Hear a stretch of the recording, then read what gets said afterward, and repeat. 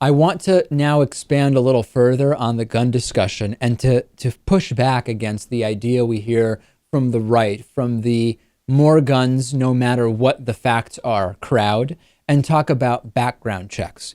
In Missouri, gun murders have increased after the background check law was repealed. And I want to go through this in detail with you. This is being reported by Eureka Alert and by SamuelWard.com. There's a new study that's going to be published in an issue of Journal of Urban Health, led by Johns Hopkins Center for Gun Policy and research director Daniel Webster.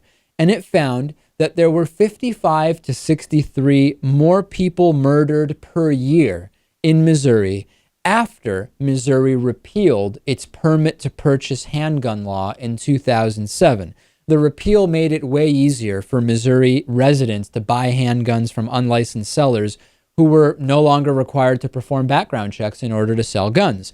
In a press release, Webster said this study provides compelling confirmation that weaknesses in firearm laws lead to deaths from gun violence. There is strong evidence to support the idea that the repeal of Missouri's handgun purchaser licensing law contributed to dozens of additional murders each year since the law was changed. Now, let's explore some devil's advocates here, devil's advocate arguments.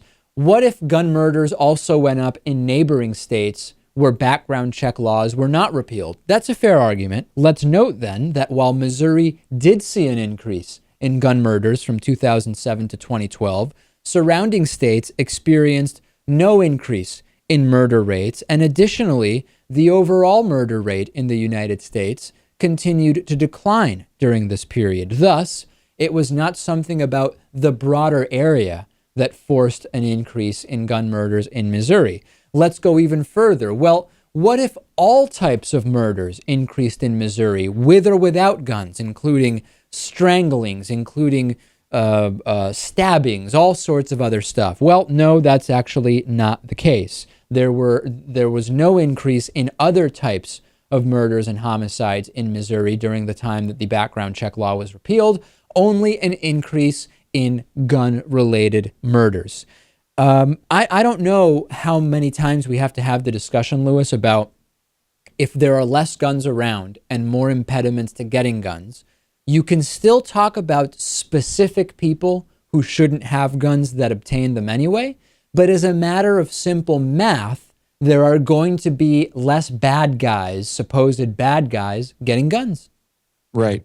And I think a while back we discussed that the majority of Americans favor background checks, right? Yes, absolutely. Even though it was still one of these issues that for some reason we couldn't get through Congress.